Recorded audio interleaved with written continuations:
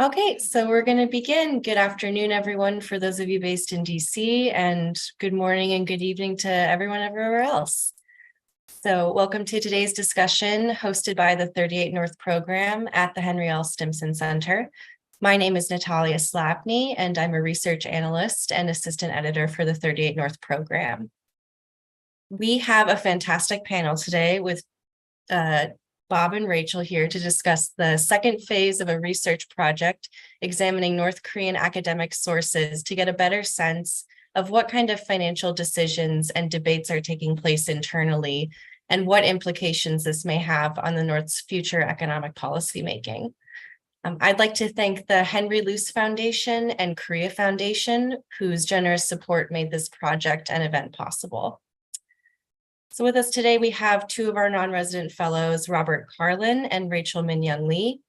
For those of you who don't know, Robert Carlin is also a non-resident scholar at the James Martin Center for Non-Proliferation Studies and has been following North Korea since 1974, taking part in countless hours of negotiations and unofficial discussions with North Korean officials. He's led delegations to the North during his time as a senior policy advisor at the Korean Peninsula Energy Development Organization and has made over 30 trips to the North.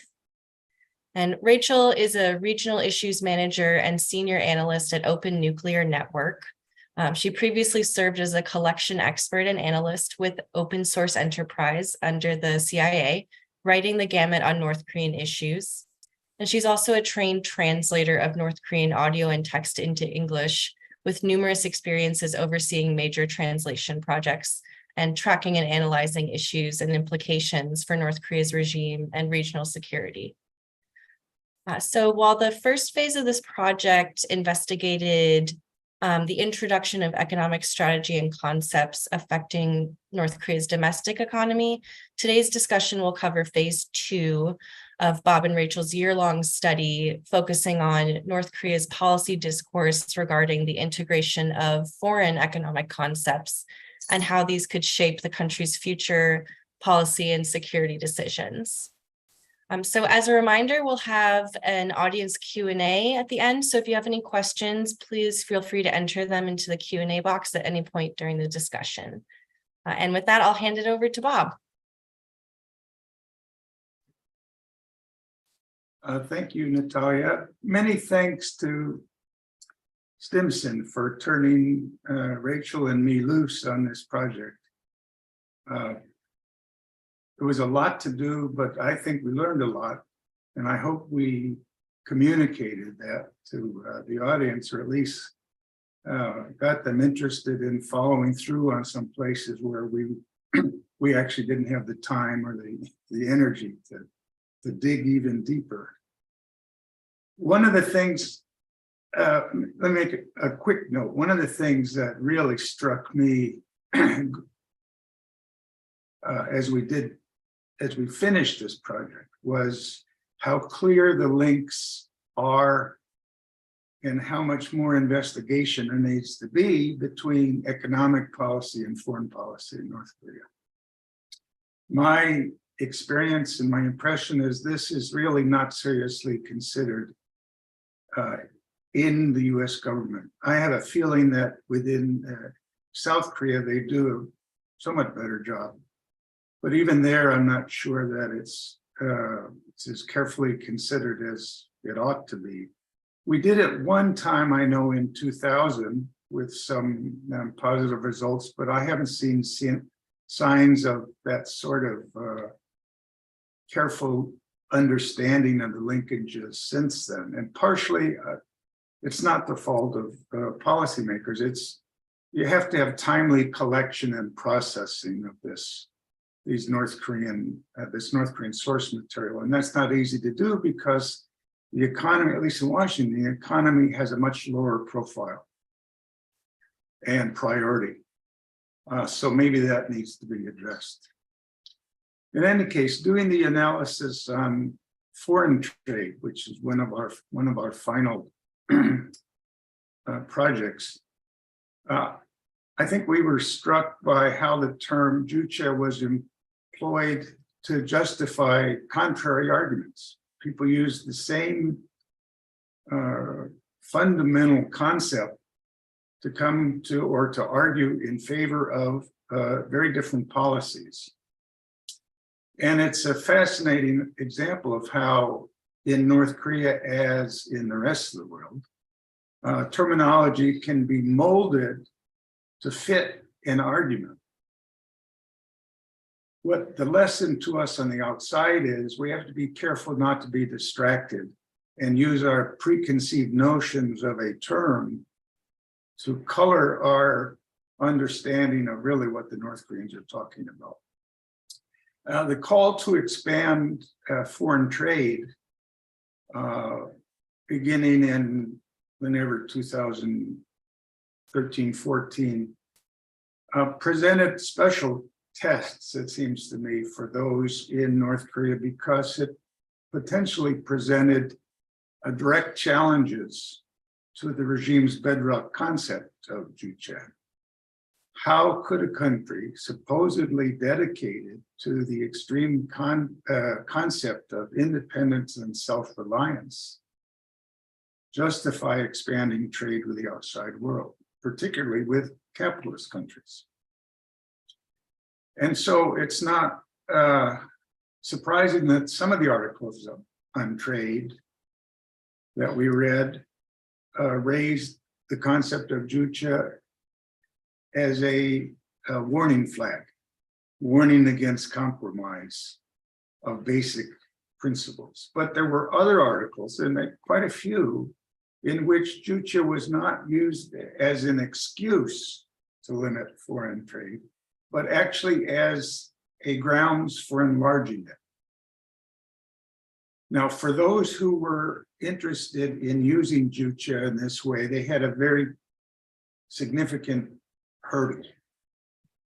They had to deal with the orthodox argument within the regime about the collapse of the socialist bloc in the 1980s.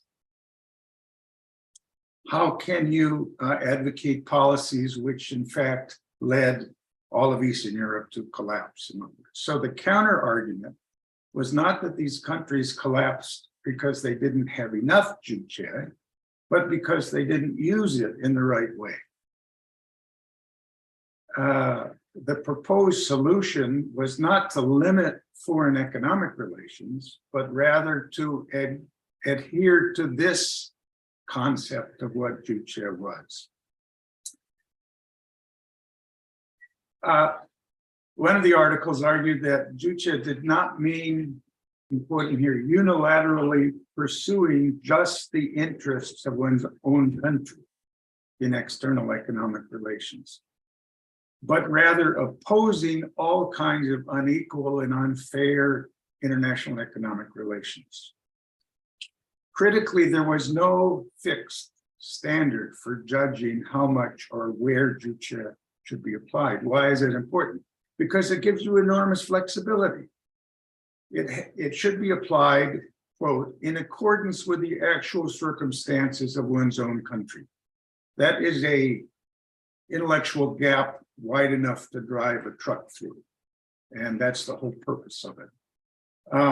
If the purpose of juche was developing a self-supporting national economy, then trade was absolutely in line with achieving that goal and not antithetical to it. A direct call for trade appeared in a 2016 article that was prominently linked with Kim Jong-il. That actually caught my attention. We weren't able to pursue that line, but the fact that in 2017, there was an article that is so focused on using Kim Jong-il to support foreign trade seemed to me to potentially to be interesting and maybe important. Kim Jong-un had been in power for some years since then, so why not just mention Kim Jong-il once, but over and over and over? So was there something there? Does it matter who gets quoted in an article? What's the purpose? Someone can follow through on it if they want to. By 2020, there were warning flags, however, in Jong about the dangers of foreign trade. Some of the old orthodox colors started creeping into the concept of juche applied to foreign trade. And the language started sounding like the old days. There should not, quote, there should not in the slightest be compromise on the principle of independence in formulating and implementing a foreign economic development strategy. If we abandon the revolutionary stand and give up socialist principles under today's condition, we'll ruin the revolution and lose everything. That is really orthodox language. And then in the party plenum in December last year, we saw an even more conservative turn when they referred to accepting foreign technology as a, quote, outdated idea and one of the wrong ideas hindering our work. In other words, what was previously seen as acceptable in terms of trade is now considered beyond the pale. How far that's going to go and how long it will continue, of course, we don't know. But at the moment, it looks to be that juche and foreign trade have been thrown back into the old concepts of less and not more.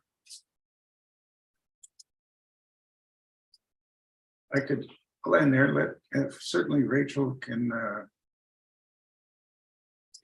describe in better detail more of what we found in this last couple of articles. Great. Okay, so Rachel, please take it away. Okay. Thank you, Natalia and the 38 North team and the Stimson Center for hosting this roundtable and giving me and Bob a chance to share our research findings. Bob zoomed in on how Pyongyang used the juche ideology to promote trade. I think I will zoom out a little bit and maybe offer some key takeaways from our research on North Korea's domestic and external economic policies over the past 2 years. So there are really 5 key findings from our research. The first one is that North Korea follows a particular pattern in rolling out new economic policies. New ideas do not simply appear out of the blue. The journals would start by introducing the topics, signaling that Kim Jong-un has issued some broad policy guidance that necessitated research on those topics. And after studies have been conducted, new ideas have been tested in some units, and viable plans have been identified, policy guidelines have been issued. The journals then would go beyond the general discussions and start explaining the new initiatives in some detail and how the new ideas can or should be operationalized in North Korea. And some explanations are obscure, others are more detailed and plainly stated. And I realize just now that I've been saying the journals. By the journals, I mean Kyungjae-younggu and the Kim Il-sung University Journal of Economics, which for brevity's sake, I'll refer to as Hakbo. The second takeaway for us was that contrary to the widely accepted notion that all North Korean publications speak with one voice and toe the party line, the 2 economic journals we reviewed, particularly Kyungjae-younggu, have served as a platform for internal discussions and often for differing views on new ideas and initiatives. It is inconceivable that dueling narratives on sensitive topics such as economic reform could be conducted without the concurrence and more likely the backing of various elements within the country's leadership.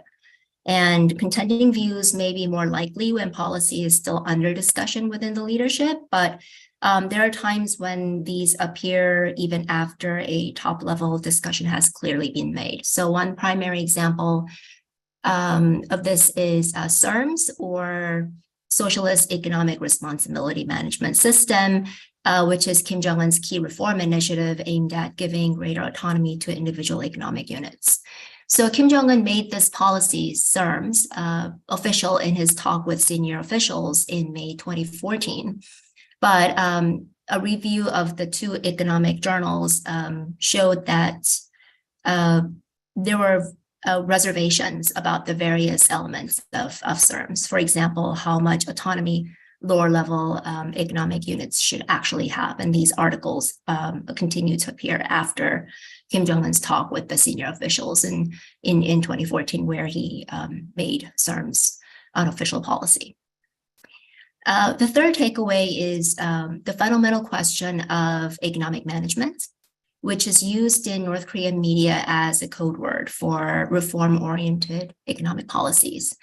And this question seems to boil down to finding the right balance between centralization, which basically refers to state and or party control, and decentralization, meaning greater decision-making for individual lower level economic units. We continue to see contending narratives on this issue through the end of 2020, after which 경제연구 was discontinued, thereby indicating that the Kim regime was still struggling at that time, trying to find the right answer to this question. The fourth key takeaway for us was that North Korea's push for reform for tourism, special economic zones, and foreign trade was not new when Kim Jong-un took power. What was different was how they became integrated into Kim's broader push for new economic policies. It is hardly a coincidence that Kim Jong-un called for promoting tourism and special economic zones in the same speech where he formalized the concept of economic management methods of our style, which again is a reference to reform. And the speech was made in March 2013. In many ways, the North's external economic measures were shaped by and built on the North's domestic reform initiatives that explored new boundaries, even to the extent of supporting ideas that traditionally were thought risky or too capitalist. So, for example, some journal articles on tourism and special economic zones presented a variety of steps to rejuvenate the North Korean tourism industry and attract foreign investors, ranging from removing or easing legal barriers, improving infrastructure, and having tiered pricing systems for accommodations, and to allowing the principle of supply and demand to take its course in lieu of central planning. In addition, multiple academic journals articles supported the diversification of trade, even explicitly mentioning capitalist countries, so trade with capitalist countries. Lastly, there's no indication that Pyongyang is completely retreating from Kim's earlier push for reform. North Korean media continue to mention improving economic management and steadily perfecting the optimized methods of economic management at the highest levels.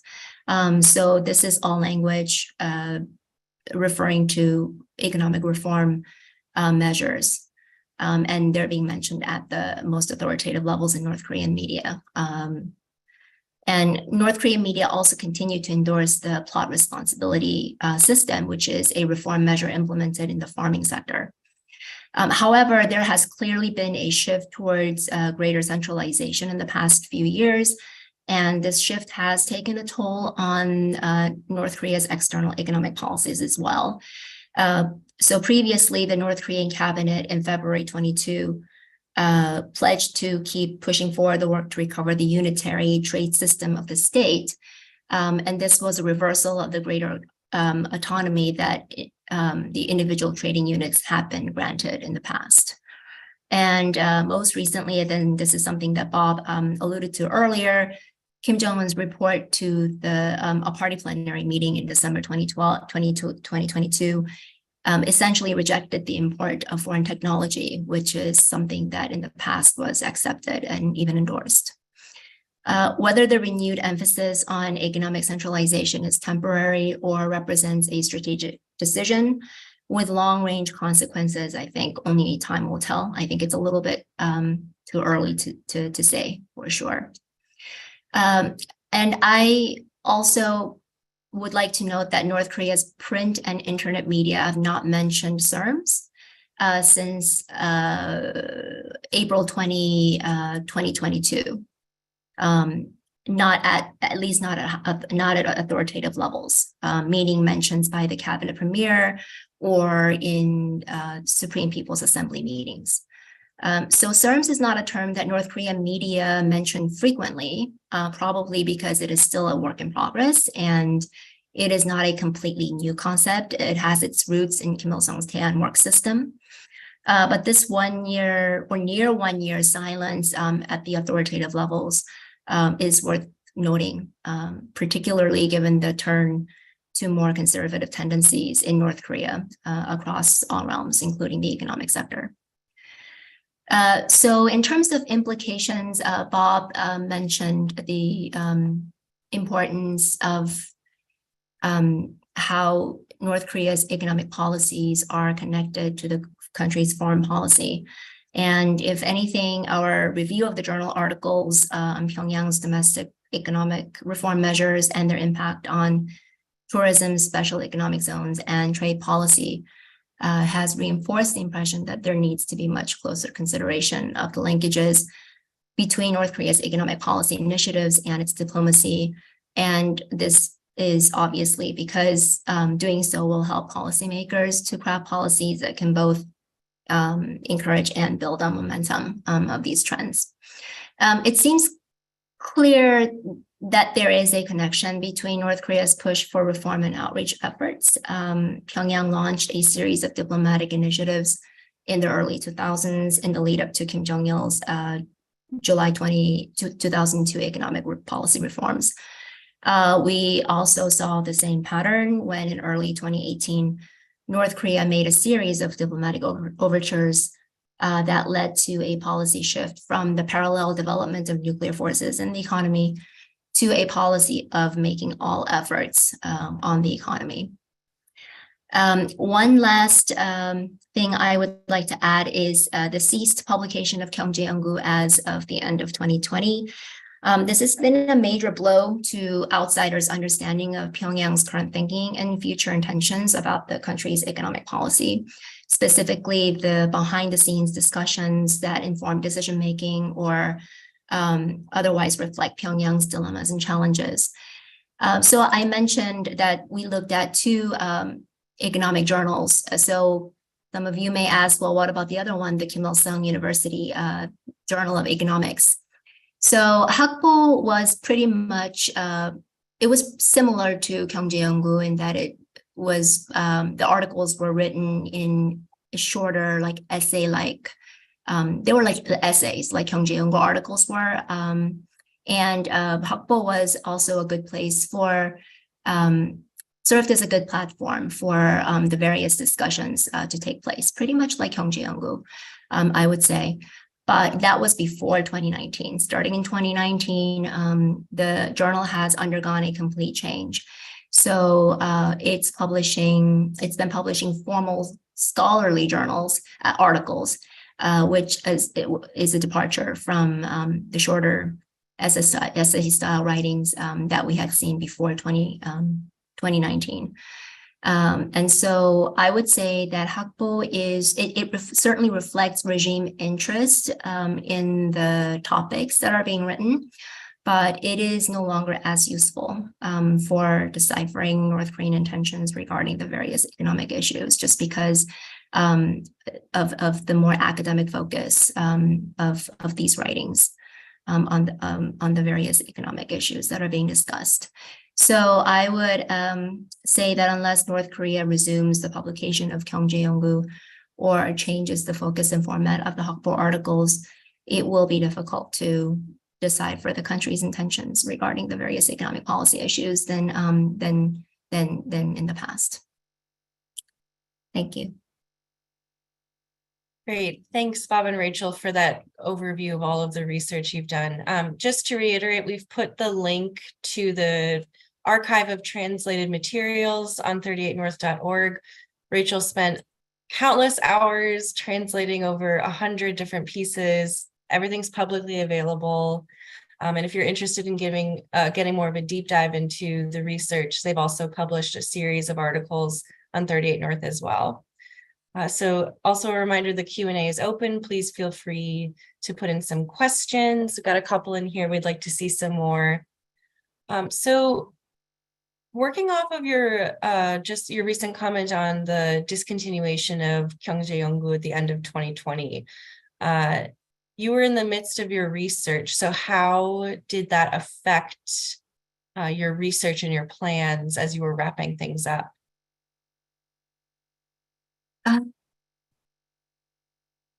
It was a bit frustrating after 2020 because the Hakbo articles starting in 2019 were not very useful. I mean, not in the way that they were in the past. So I felt like we were sort of groping in the dark after starting in 2021, really. And we were then had to rely heavily on state media reports. And so like Nodong Shinmun, KCNA, so North Korean state media. And the articles that you would see in North Korean state media, like the Party Daily and the official news agency, of course, they're useful, but they are official party policies and the official party line. So you don't really get to see the behind the scenes discussions. You don't really get to see what the regime is interested in. That is not really that is not ready for prime time. In the Party Daily, in KCNA. So that for me was, I felt very limited in the research that we were able to do after 2020. Bob, I don't know if you had anything to add to that. I guess the only thing I'd add is that it looks somewhat to be part of a more general North Korean effort to shield from the outside how it is viewing key issues, both foreign policy and domestic policy. I mean, you saw that in Nodong Shinmun stopped publishing articles on foreign affairs. That's a tremendous blow to us. I'm sure if the North, that's music to their ears in Pyongyang if they hear us say that, but the fact is it is. And now by stopping Gyeongjae-Yeonggu, we have a similar problem.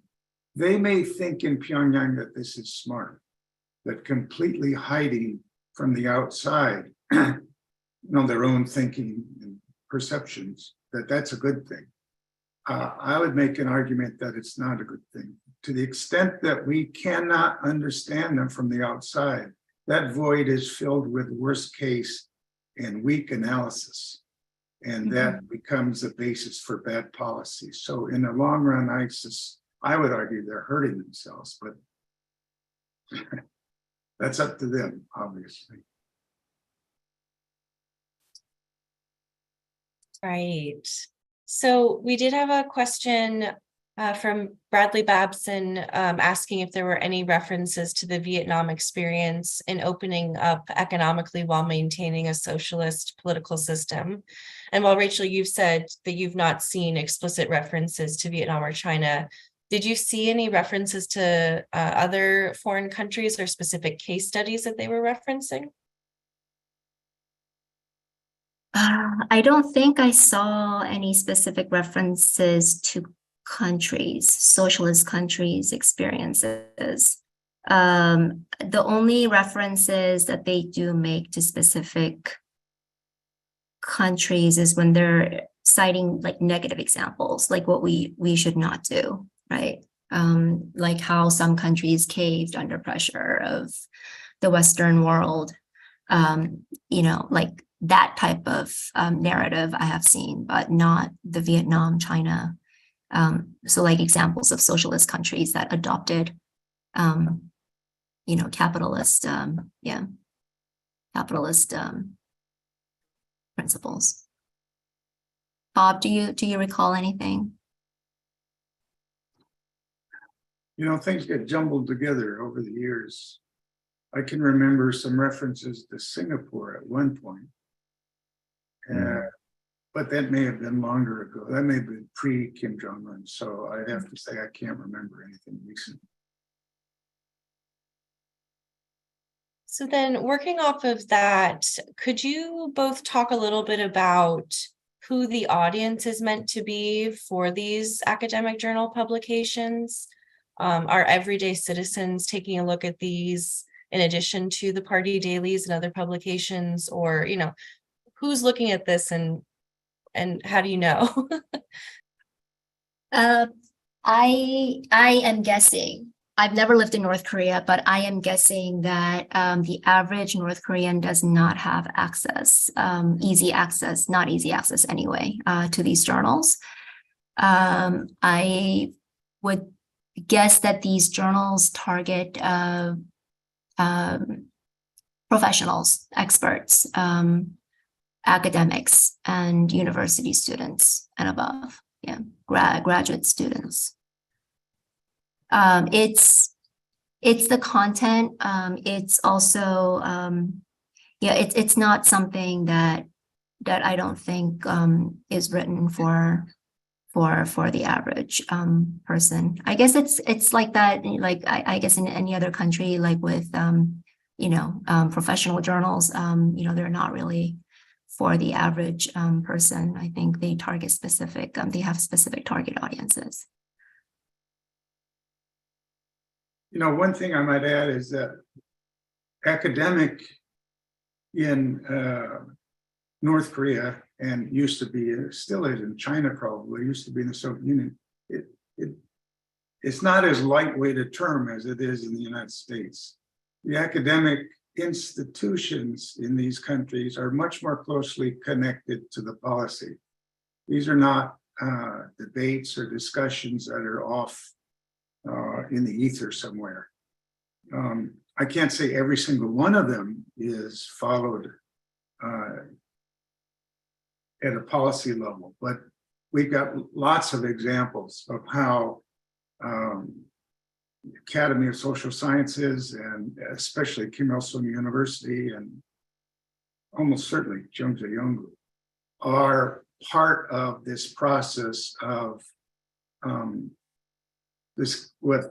exactly what Min-young described as laying out the concepts of a policy, discussing it, exploring it, and then when at the end, finally adopting it as a major policy. And then you get subsequent discussions. So these are not just quote unquote academic discussions. These really are hooked to policy.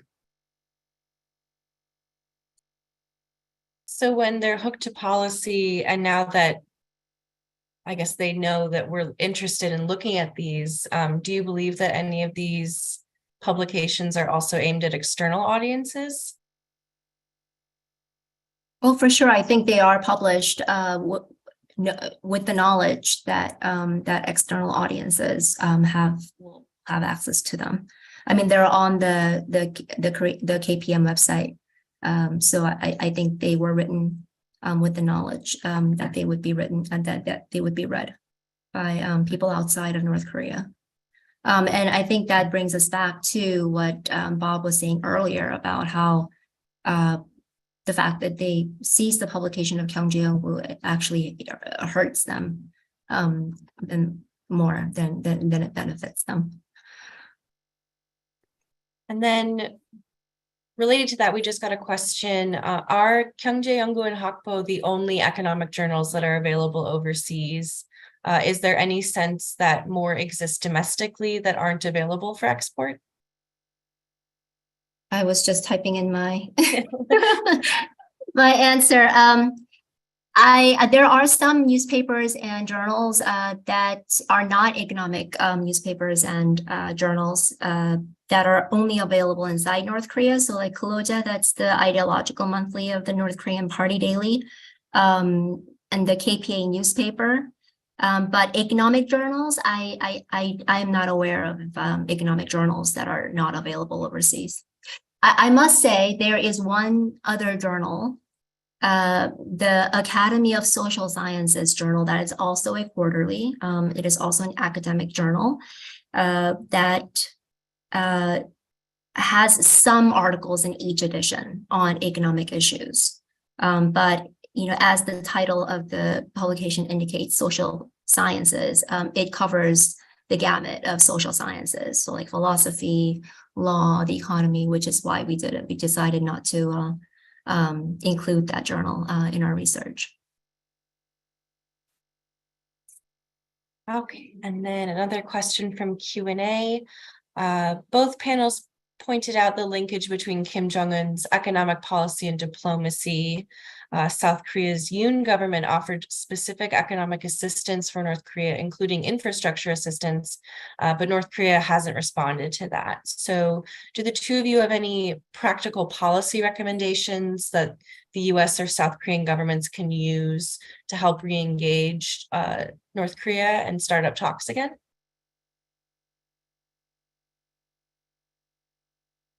Maybe Bob, will start with you.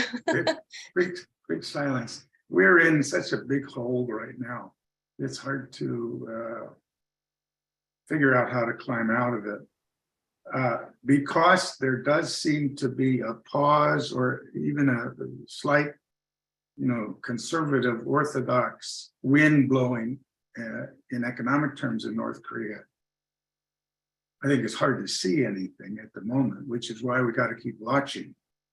The idea that, the Yoon government was effectively offering carrots to the North Koreans.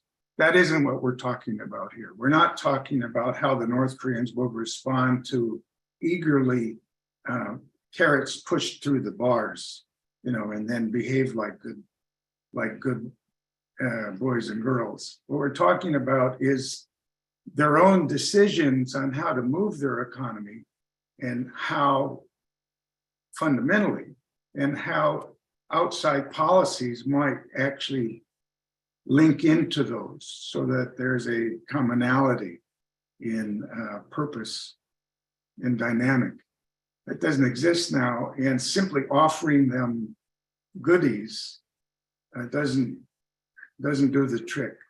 It never has, and I suspect it never will. If I may add some of my own thoughts, and Bob, feel free to jump back in. I said during my remarks that North Korea does not seem to be completely backtracking on Kim Jong-un's reform initiatives. But I also did mention that we have in recent years been seeing a greater gravitation back to centralization, and just a more, I guess, turn to conservative policies, across the realm, across the entire, I guess, all realms, foreign policy, domestic policy, and that includes the economic sector. And I just worry, and I also mentioned that we have not seen North Korea's references to the Socialist Enterprise Responsibility Management System, which is one of the hallmarks of Kim Jong-un's reform initiatives. And I also have to mention that SERMS is codified in the North Korean Constitution. It was codified in April 2019. So why is it that we haven't seen references, North Korean state media references to SERMS at authoritative levels in the last 10 months? That seems to be an unusual lag, for North Korean media to not make references to that. And also just going back to Kim Jong-un's speech to the Supreme People's Assembly in September 2022, where, as he was talking about, denuclearization, basically a line of no retreat has been drawn, in effect saying he wasn't going to denuclearize until the political and military environment in the region changes. He also said that the North Korean people will not trade their nuclear weapons for an improved economic life. There was language about that. And that, I mean, in the same speech, Kim Jong-un also did, make some references to, his reform policies, or what you could interpret as his reform measures. But I just wonder what, just given, their policy shifts, the more conservative shift overall, Kim Jong-un's language about denuclearization, and then his language about, not trading nuclear weapons for an improved economic life.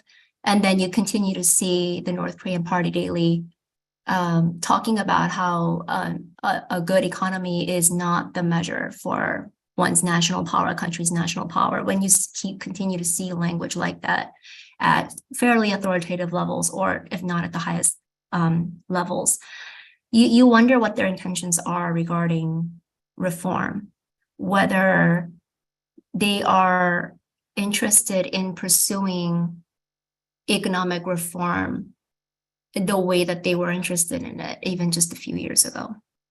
And again, this would be a great time to have access to Kyung Jae-yong articles and see how, some of these issues might be discussed, but we no longer have that. So, Bob, I don't know if you have anything to add to what I just said. Just one thing, you raised a really important point that Kim said.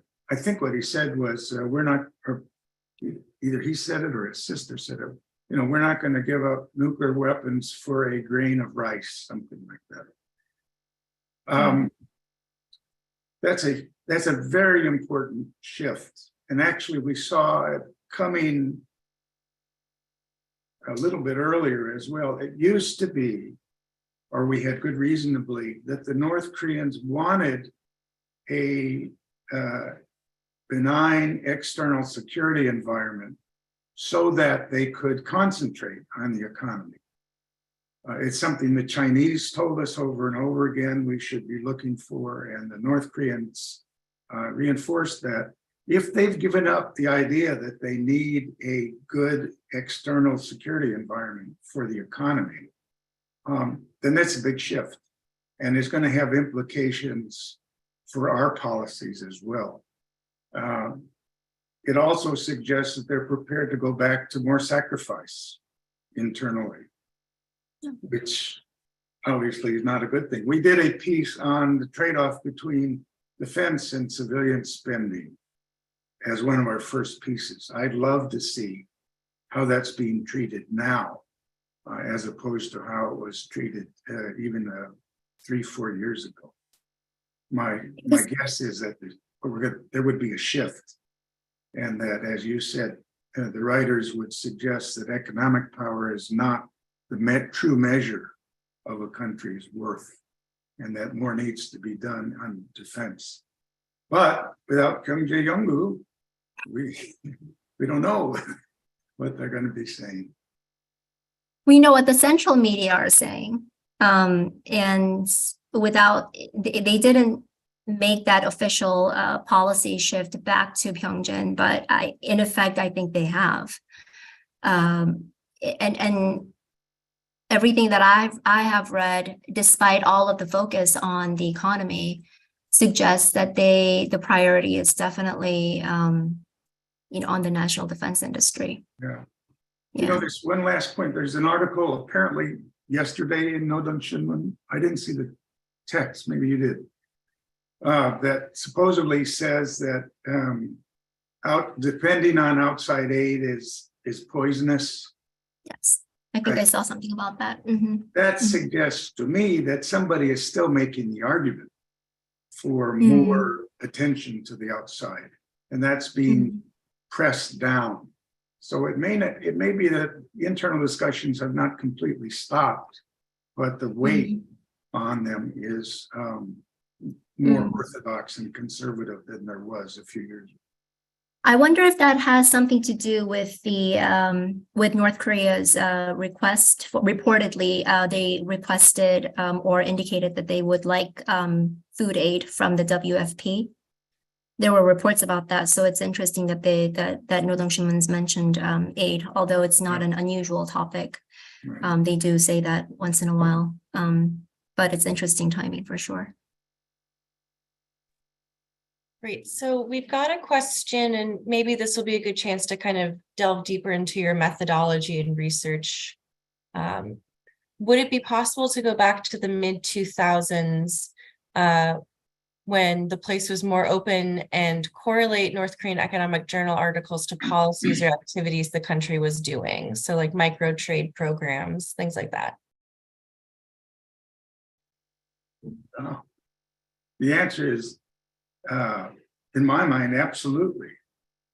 And in fact, back in 2005 or so, Joel and I published an article looking at the debate in North Korea over Kim Jong-il's 2002 economic reforms and how it looked to be linked in some respects to the Bush administration's tougher policy towards North Korea. So at one level, we've looked at it and we could see some correlation, but at the other level, and it's what this question is getting at, I think it's very important to make that effort to show that what Kim Jong-il had set in motion in 2002 continued for many, many years. In fact, didn't really disappear, because when he died, Kim Jong-un immediately picked up on these ideas and moved them forward. So obviously they had not been crushed to death in the debates of 2000 in the mid-2000s. Rachel, anything to add on to that? No, I was I would just like to say that that's a very good thought, going back to the mid-2000s. It's the scope of our research, of course, was limited to we went back to Kim Jong-un's time, but I think that if we had more time, resources, going back all the way to even to 2002, I mean, in the years leading up to 2002, when Kim Jong-il's economic reforms were launched, I think that would be a fantastic project. Okay, and then but related to your methodology, can you go further into, in publications that you've published on 38 North, you've mentioned the importance of using a human-based approach instead of a machine learning approach when looking at these academic sources and swaths of publications. So could you both go into that a little bit more, talking about the importance of going through it as a human being rather than relying on machine learning techniques? Bob, you feel strongly about this? I mean, I do too, but I'll let you go first. I grit my teeth when I see people suggesting that we should use, computer-based analysis the number of times something is mentioned. It seems to me that that's not only totally worthless, it's counterproductive, because these articles are written by people. They're based on their experience and the context. The context in which something is written is really important. So rather than, what's the term I want? Content analysis, people use all the time. It's baloney. You need context analysis. What was going on when something was written? What were the discussions and decisions that were made, et cetera, et cetera.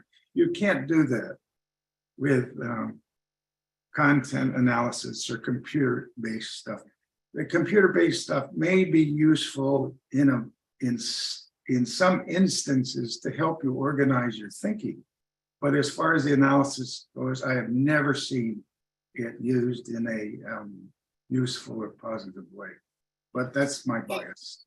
I can see that approach using collecting like thousands and thousands of data sets and then using a computer to to look at maybe the larger trends. So like what were like the keywords, for example. And I think there was a South Korean think tank, maybe the Bank of Korea, that did that a study using that methodology. So I think the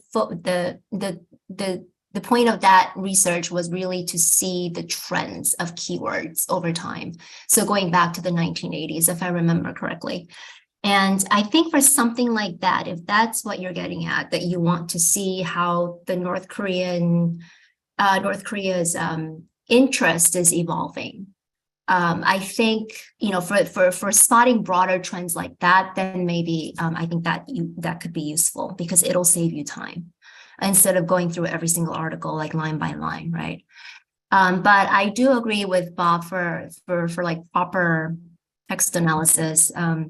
The context is really important, the pattern. And again, of course, it goes back to ties back to context. And context is actually one of the 5 key diagnostic elements that we use in North Korean media analysis. And in fact, context, I think, especially Bob would argue, is the most important of the 5 elements. And the other problem with this computer-based approach is that the computer doesn't really, I don't know how it would interpret or even differentiate between 2 statements or articles, that are like different levels of articles and statements, right? Because all that is doing is it's just looking for like some keywords. So for example, there's definitely a difference between a foreign ministry statement and a KCNA bylined article. So is the computer going to know to, distinguish, to make that difference when it's doing the analysis? No, because it's just looking for certain words. So it's just not a simple problem to approach. So sometimes using a fine-tooth comb and going in by hand is the only way to do it. Yeah, and then the other thing too is, are all of these, where were all these articles carried? Were they made to both domestic and international external audiences, or were they just carried on the external websites? These are all things that have to go into, these are all elements that we have to take into account when we analyze North Korean statements, propaganda, which I'm not sure that that machine learning can do right now. Yeah, put it into Chat GPT and see what it says. I would. Maybe we should ask after the webinar. Yeah, and then you mentioned that there are some publications, like for example, in their state media, they do end up publishing some English versions of their articles. Do you think there's a reason why they haven't been publishing English versions of these economic and academic sources before?